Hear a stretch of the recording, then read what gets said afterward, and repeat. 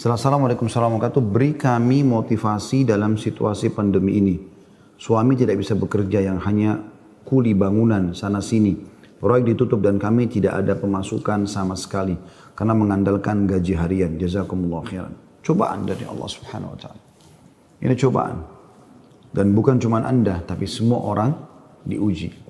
Lalu bagaimana cara kita melewati cobaan, teman-teman sekalian? Saya coba berikan beberapa kiat. Yang pertama, Anda yakin kulla yusibana illa ma kataballahu lana. Allah mengatakan dalam Al-Quran, ya, katakanlah kami tidak akan ditimpa kecuali dengan apa yang sudah Allah catatkan buat kami. Memang Allah takdirkan di detik ini, di waktu ini sedang ada cobaan seperti itu. Tetapi ini harus dikemas dengan ayat yang lain, yaitu inna ma'al usri yusra, ya.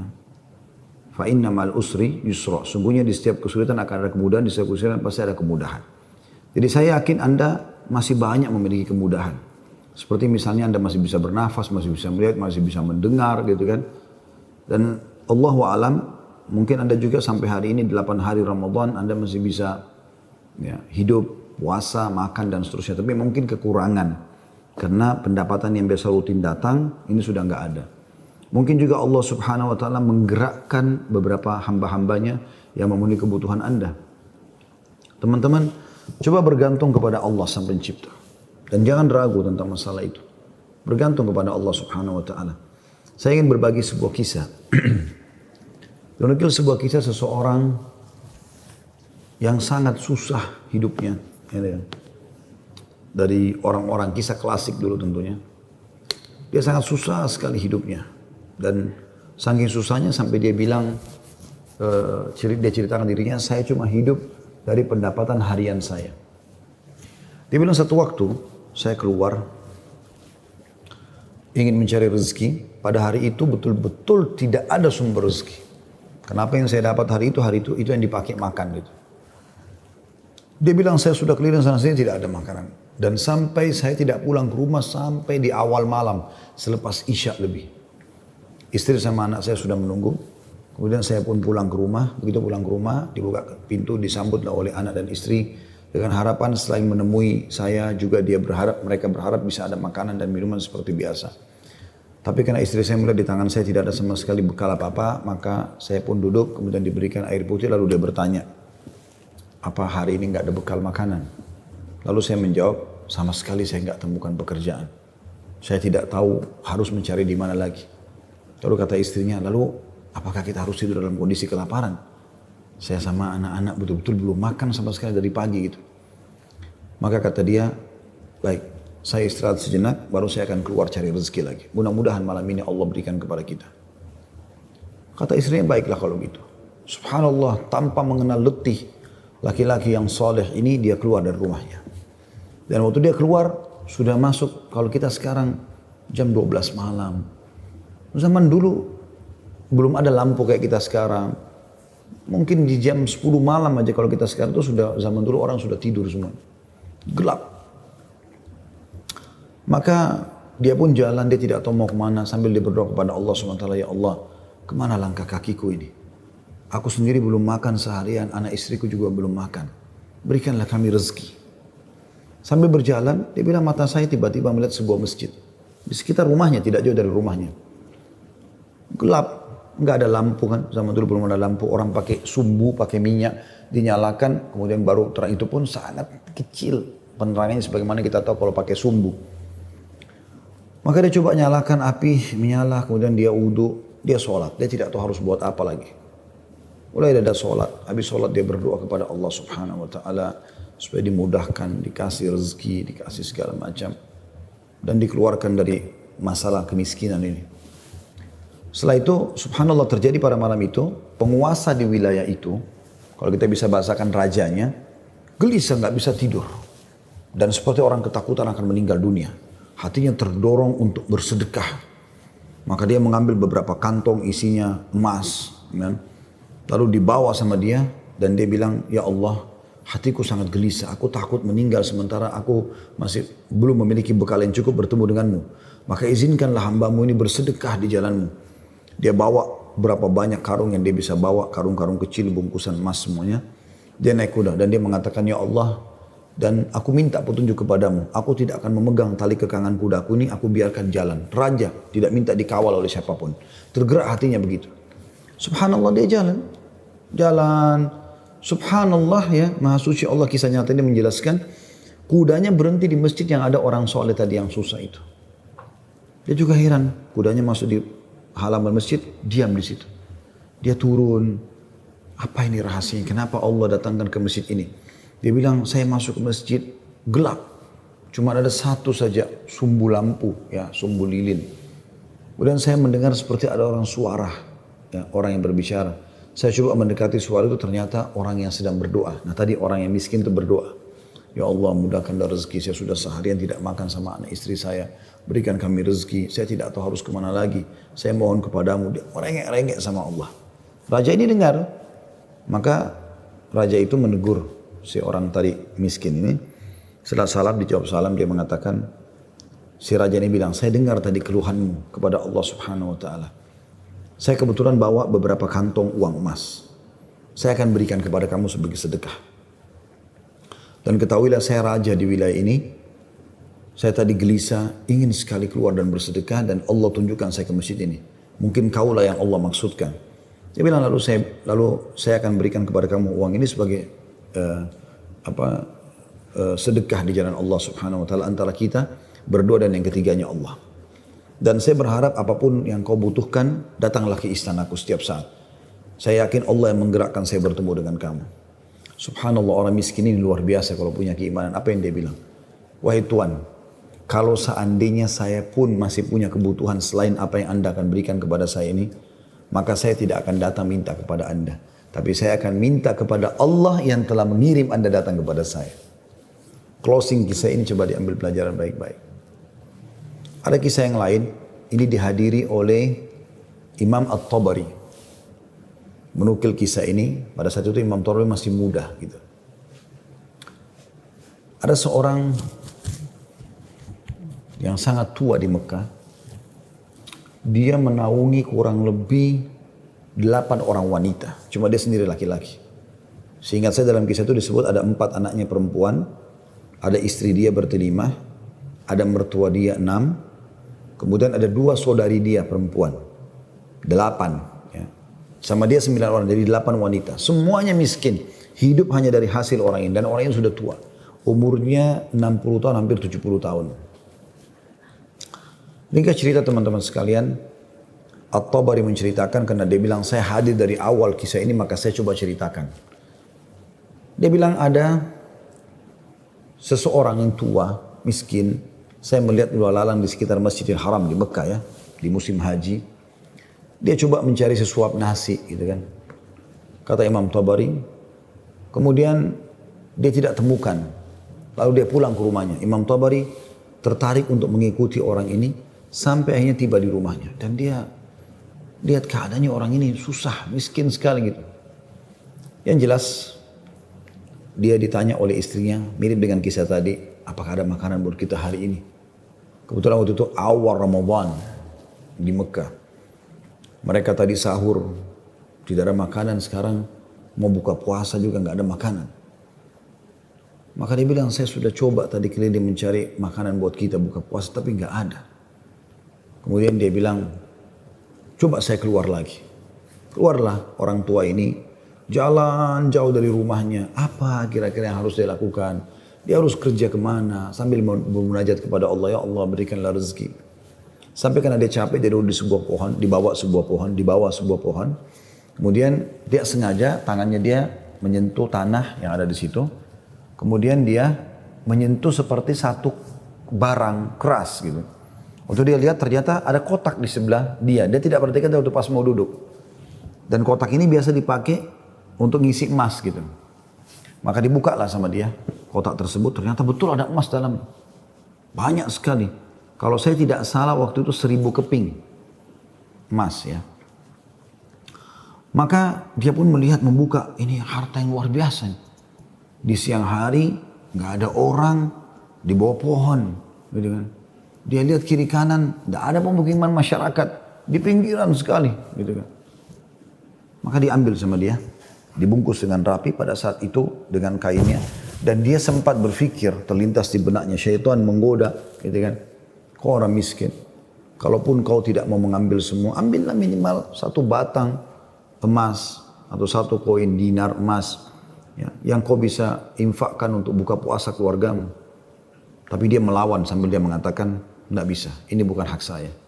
Kalaupun ini luqata ini seperti harta yang harta yang ditemukan. Kan itu syaratnya harus teman-teman sekalian diiklankan selama setahun ya. Selama setahun Anda iklankan. Kalau sudah setahun baru bisa mungkin jadi hak milik Anda. Ya. Yang jelas teman-teman sekalian, dia pulang ke rumahnya, lalu kemudian dia rencana tidak mau sampaikan kepada istrinya.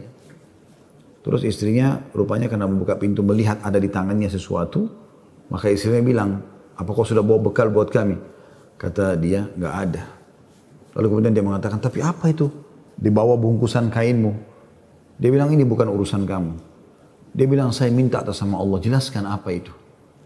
Karena istrinya membawa nama Allah, maka dia mengatakan, ceritanya begini tadi. Istrinya, perempuan, miskin, dengar emas gitu kan. Perempuan kaya saja dengar emas mungkin tertarik, apalagi yang miskin, yang susah gitu. Maka dia mengatakan, kalau gitu kita bisa gunakan, karena kita orang miskin dan itu harta yang kau temukan. Kata dia, tidak demi Allah. Kalaupun ini kita bisa gunakan setelah 1 tahun kita iklankan. Tidak boleh sembarangan. Maka istrinya bilang, kalau begitu, mirip dengan tadi godaan awal syaitan. Kalau begitu minimal ambil 1 koin dirhamnya, dinarnya. Kita pakai buka puasa. Halal buat kita sekarang, kita ini miskin sekali, nggak bisa apa-apa. 8 orang kau harus naungin sekarang. Dia bilang, tidak demi Allah. Kalau seandainya kau sentuh kotak ini ada yang kau ambil, demi Allah kau saya ceraikan. Istrinya kaget dengan kata-kata itu, akhirnya dia lihat keseriusan suami, dia tidak berani juga. Disimpanlah di rumahnya. Akhirnya tiba waktu buka puasa, mereka buka puasa apa adanya, air putih saja. Roti-roti kering ada di rumah, itulah yang dimakan sudah. Besok pagi, selepas sholat subuh di Masjid Haram, orang tua ini pas keluar, ternyata ada 1 orang dari Khurasan. Khurasan ini dari wilayah Irak sama Iran sana ya. Datang, naik di atas sebuah batu dekat Masjid Haram, lalu teriak-teriak. Ya. Dia mengatakan, wahai muslimin, wahai orang-orang yang sedang haji, wahai hamba-hamba Allah, saya kehilangan sebuah kotak emas, kotak isinya 1000 dirham emas, 1000 dinar emas. Siapa yang menemukan, tolong kembalikan kepada saya dan semoga Allah balas kebaikannya dengan pahala dan pengampunan dosa, peninggian derajat dan seterusnya. Rupanya si orang tua ini dengar, kotak ini dia yang temukan kemarin, tapi dia juga butuh. Maka dia mengatakan, wahai Khurasani, Khurasani kayak orang dari Khurasan, dia tahu ini dari Khurasan, mungkin dari face wajahnya gitu kan, mirip-mirip orang Khurasan. Wahai Khurasan, kalau ada orang yang temukan, berapa kau kasih dia? Kemudian kata orang tersebut gitu kan, Khurasan itu, berapa kira-kira dia minta? Kata orang tua ini, minimal kau kasih dia setengahnya. Kata orang Khurasan, tidak bisa. Kalau begitu, kasihlah berapa yang kau mau. Mungkin 1/10-nya. 10% maksudnya. Kata orang Khurasan, tidak bisa. Dia kembalikan karena Allah dan saya doakan supaya dapat pahala di sisi Allah. Dia miskin. Ini hari kedua Ramadan. Sahur dan buka puasa kemarin pas-pasan cuma dengan roti kering dengan air putih. Sudah tua, umurnya hampir 70 tahun. Mau kerja di mana? Di rumahnya sudah ada emas yang begitu banyak. Godaannya luar biasa. Ya. Ini teman-teman mohon maaf agak panjang saya sampaikan dan saya jawab pertanyaan ini karena saya melihat memang ini permasalahan yang dihadapin sekarang ya. Dan butuh jawaban secara keimanan. Apalagi tadi petanya tadi minta semacam motivasi apa yang bisa disampaikan. Jadi saya harus menyampaikan kisah ini. Mudah-mudahan teman-teman yang sedang menghadapi PHK, lagi susah kayak tadi ibu ini berkeluh kesah, suaminya hanya kuli bangunan, sekarang lagi berhenti dan segala macam. Insya Allah diberikan jalan keluar. Baik, kita kembali ke kisah tadi teman-teman sekalian. Maka orang ini pulang ke rumahnya lalu dia mengatakan, wahai istriku, aku sudah temukan pemilik emas ini. Kata istrinya, alhamdulillah kalau begitu. Bagaimana perkembangan? Tapi saya minta sama dia supaya dia bayar sesuatu.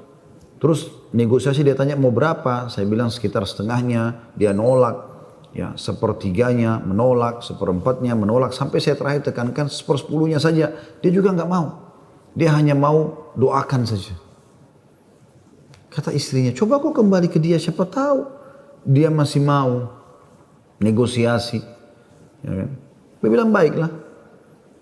Dia kembali lagi, ketemu lagi sama orang tadi, gitu kan, di hari yang ketiga sekarang. Maka orang itu sama orang Khurasan naik ke atas batu yang sama dekat Masjid Haram. Wahai muslimin, wahai orang-orang yang haji, wahai hamba-hamba Allah, ada nggak menemukan peti saya isinya 1.000 dinar emas, gitu kan? Semoga Allah berikan dia kedudukan, Allah ampuni dosanya, angkat derajatnya dan seterusnya, didoakan gitu. Datang lagi orang tua ini mengatakan, wahai Khurasan, saya sudah bilang sama kau kemarin, berilah upah. Mungkin kalau kau tawarkan upah, orangnya mau mengembalikan penemunya. Kata dia, berapa paman saya kasih? Dia bilang, saya bilang kemarin 1/10. Orang sana mengatakan, enggak, saya enggak mau. Kalau begitu, berikan dia 1 saja.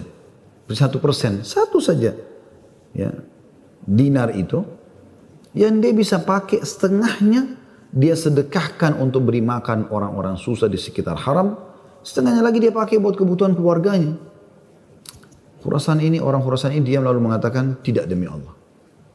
Jadi luar biasa, dia nggak mau kasih. Pokoknya dia kembalikan utuh, ya, atau nggak usah. Dan dia berharap pahala di sisi Allah. Kalau dia minta bayaran, saya nggak mau. Orang ini kembali lagi ke rumahnya, bilang lagi sama istrinya, orang ini betul-betul tidak mau. 1 koin dinar, 1 dinar pun dia nggak mau kasih. Kata istrinya, lalu bagaimana? Kata dia, saya akan berazam sudah mau kembalikan.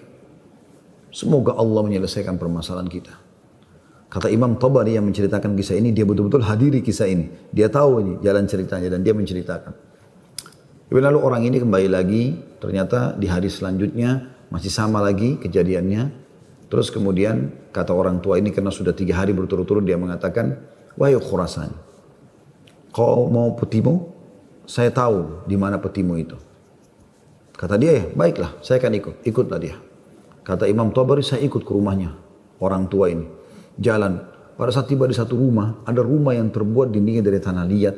Sama sekali tidak kelihatan ada layak untuk ditinggal. Tapi hanya sekedar tanah liat, mungkin kalau ada angin kencang bisa rubuh. Atapnya ditutup hanya dengan kain-kain sobek. Ya. Pintunya pun diangkat untuk dibuka gitu. Kemudian dia masuk dan dia persilahkan masuk. Saya pun izin. Saya mengatakan, maaf paman, bisa nggak saya ikut masuk? Karena dari awal saya lihat kisah ini. Maka dia mengatakan masuklah. Dia bilang waktu kami masuk, rumah itu nggak ada sama sekali karpetnya, nggak ada apa-apa, kosong lompong. Cuma ada semacam sekat dan seakan-akan di belakang sekat itu ada wanita-wanita tua yang kelihatan dari penampilan mereka juga itu susah, bajunya pas-pasan gitu. Lalu kemudian orang tua ini menuju ke satu arah di rumahnya, terus digalilah tanah, dikeluarkanlah kotak tersebut. Lalu kemudian dikatakan, sayalah penemunya hartamu itu. Ini.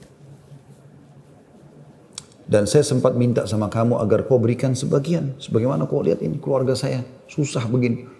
Saya sini 9 orang di rumah kecil ini. Saya sendiri laki-laki dan umur saya sudah hampir 70 tahun. Sementara ini istri saya ada di sini juga sudah tua. Ada mertua saya, ada 2 saudari saya, ada 4 anak saya.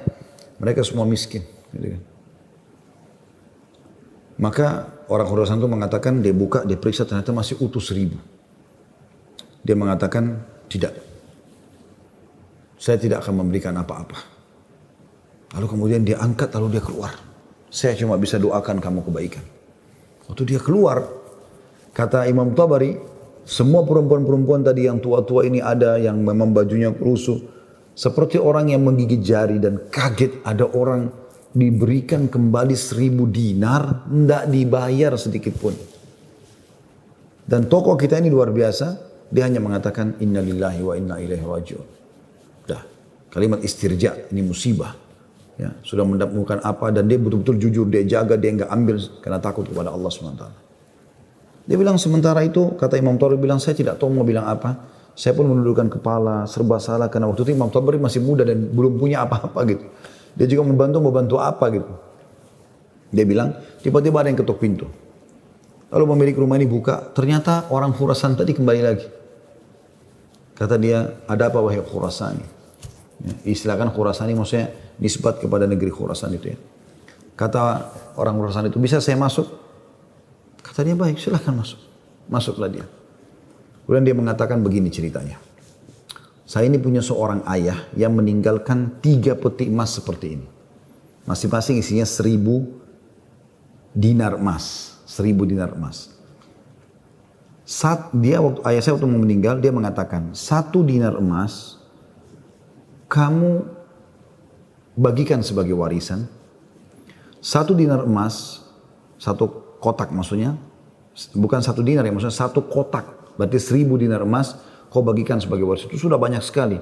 1 kotak 1000 dinar emas lagi kamu gunakan untuk pergi haji kalau aku meninggal. Dan 1 kotak dinar emas lagi sepertiga hartanya maksudnya, itu kau berikan kepada 1 orang yang sangat miskin dan susah. Saya ingin supaya mereka jadi baik kehidupannya. Maka dia bilang orang Husain ini, itulah sebabnya wahai paman, saya tidak mau memberikan Anda 1 dirham, 1 dinar pun. Karena ini amanah orang tua saya. Tapi demi Allah, setelah saya keluar dari sini, saya tadinya memang mau menguji, mau melihat apakah Anda betul-betul susah atau tidak. Ternyata sudah saya lihat tempat Anda dan saya keluar, Anda pun tidak marah, tidak apa. Maka saya melihat Anda orang yang paling layak untuk menerima. Maka ambillah ini semua sedekah atas nama ayahku. Kata Imam Tabari, tiba-tiba orang itu taruh, kemudian dia lari, pergi. Saya berusaha mengejarnya, ingin mengucapkan terima kasih bersama pemilik rumah, kami sudah tidak bisa melihatnya, dia sudah hilang orang itu. Kemudian saya pun dipanggil kembali oleh pemilik rumah, duduk, kemudian dibukalah pada saat itu kotak itu, lalu mulai dia panggil ke-8 wanita yang ada di rumahnya itu. Kata Imam Tabari, demi Allah dia mulai membagi kepada kami rata. Semua, satu-satu perempuan dikasih 1, dilempar. Dan diduduk seperti orang yang duduk bersila. Jadi kain baju itu, ya habis itu biasanya kita tahu kalau kita bersila bisa ditaruh sesuatu ya. Maka mulai dia melempar dinar-dinar emas itu satu persatu. Kata Imam Tabari, ke dia juga 1, lalu dilempar ke saya juga 1. Karena jumlah kami 10, karena kan tadi mereka 9, orang ini sama 8 orang wanita sama Imam Tabari itu 10. Maka kami masing-masing mendapatkan ya 100 dinar. Kan 1000 kan? 100 dinar. 100 dinar banyak sekali udah. Gitu kan jumlahnya. Setelah selesai, lalu dia mengatakan kepada istrinya, wahai istri, bukankah ini lebih baik setelah kita sabar sedikit, Allah menjadikan semua jadi milik kita, daripada kemarin kamu ambil 1 dinar tapi haram. Kemudian dia balik kepada saya, kata Imam Tabari, dan dia mengatakan, demi Allah, baju ini yang saya pakai, dia bilang, hanya ini baju yang utuh di rumah kami. Sebagaimana kau lihat baju-baju ini semua yang dipakai oleh keluargaku, tidak ada yang layak dipakai sholat. Jadi kalau waktu sholat tiba, saya sholat dulu, kemudian saya sembunyi di satu tempat, baju ini saya buka, dipakai oleh istri saya, dipakai sholat. Habis itu dibuka, dipakai sholat oleh mertua saya, dibuka, dipakai sholat oleh saudari saya, oleh anak saya. 1 baju. Kata Imam Tabari, saya berterima kasih padanya, kemudian saya pergi. Saya menemukan harta itu sangat berkah dalam hidup saya, dia bilang. Dan saya pada saat itu ingin berterima kasih, saya ingin membeli sesuatu yang bisa dipakai buka puasa, maksudnya datang ke tempatnya dia. Saya temukan ternyata perempuan-perempuan yang tadinya mereka bajunya kumuh, sudah berganti baju, mereka bawa makanan-makanan, mereka buka puasa dengan light. Kemudian saya pulang, dia bilang, kata Imam Tabari. Beberapa tahun kemudian saya datang lagi ke Mekah, saya datang ke alamat yang sama, rumah itu sudah tidak ada, saya cari tahu ternyata orang tua ini sudah meninggal, dan saya temukan anak-anaknya yang perempuan 4 itu semua menikah dengan tokoh-tokoh masyarakat Mekah, orang-orang kaya, dan keluarga mereka menjadi orang yang mampu semuanya. Butuh kesabaran akhi dan ukhti. Yakinlah, Allah tidak akan membuat kita susah. Allah tidak ingin itu. Tapi cobaan lagi datang, apalagi bukan kepada Anda sendiri.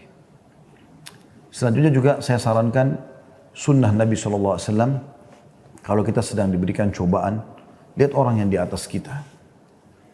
Lihat orang yang lebih susah. Kalau kita pincang, na'udzubillah, puntung kakinya 1, lihat orang yang puntung kakinya dua. Puntung kakinya dua, lihat orang yang juga puntung tangannya. Puntung kaki dan tangannya, lihat orang yang buta. Selalu orang yang lebih susah. Sehingga kita selalu tahu nikmat Allah begitu besar kepada kita. Kadang-kadang teman-teman saya lihat ada orang berkeluh kesahnya luar biasa, padahal sebenarnya masalahnya kecil dalam hidupnya. Masalahnya masih bisa dia laluin, tapi dia besar-besarkan masalah itu. Sehingga akhirnya dia tidak bisa melalui cobaan dengan baik. Apa kata Umar radhiyallahu anhu tentang masalah ini? Orang yang Allah berikan cobaan kepada dia dan pasti Allah akan uji hamba-hambanya. Sebagaimana Allah jelaskan dalam surah Al-Baqarah, ya, ayat 155 ya. A'udzubillahi minasyaitonirrajim. وَلَنَبْلُوَنَّكُمْ بِشَيْءٍ مِنَ الْخَوْفِ. Kami pasti akan menguji kalian dengan sedikit takut. Minal khawfi wal ju', rasa lapar. Wa naqsi minal amwali wal anfusi wath thamarat, dan kekurangan jiwa. Yang orang kita cintai meninggal, harta juga kurang, hasil panen juga kurang, pekerjaan tidak ada, di PHK kayak sekarang masa pandemi. Wa basyirus sabirin, dan sampaikan kepada orang-orang yang sabar. Siapa mereka ya Allah? 156-nya. Alladzina idza asabathum musibatun qalu inna lillahi wa inna ilaihi raji'un. Mereka yang kalau ditimpa musibah mereka mengatakan kami milik Allah, kami akan kembali kepada Allah. Lalu Allah bilang apa? Ulaika, mereka lah. Alaihim salawatu min rabbihim wa rahmah. Mereka akan dapat ya jalan keluar dan rezeki dari Tuhan mereka. Wa ulaika humul muflihun, dan mereka adalah orang-orang yang beruntung, gitu kan? Jadi sini teman-teman sekalian, Anda sabar dalam melaluinya dan lihat orang yang lebih berat. Insya Allah akan ada jalan keluar. Tidak mungkin tidak. Yang penting teman-teman, di saat kita lagi genting, terus bergerak. Terus berusaha, terus ikhtiar. Terus berdoa kepada Allah SWT. Saling dukung-menukung, jangan saling menyalahkan. Jangan Anda menyalahkan suami yang mungkin lagi stres juga pengen cari kerjaan. Jangan juga suami berhenti total dari usaha. Apa saja. Mungkin rezeki Anda ada pada tetangga Anda, mungkin ada rumah yang mewah, yang bagus di dekat rumah, tawarkan diri. Betul-betul masa pandemi ini saya kuli bangunan, saya nggak bisa kerja apa-apa, rumah saya di sebelah sini. Ada yang bisa saya kerjakan, bersihin kebun kah, ke taman kah, di sini. Apalah ya, cuci mobil, kan bisa apa saja. Coba, mungkin rezeki di situ. Siapa tahu Allah SWT gerakkan mereka orang-orang kaya tetangga Anda itu, justru mereka bisa menyiapkan buka puasa, sahur. Alhamdulillah, kehidupan bisa berjalan, gitu kan? Maka Allahu a'lam itu yang saya bisa kasih jawaban, karena saya juga merasa prihatin dengan keadaan ibu dan suami dan semua muslim yang sedang tertimpa seperti ini. Semoga Allah SWT memberikan kita semua jalan keluar yang terbaik ya.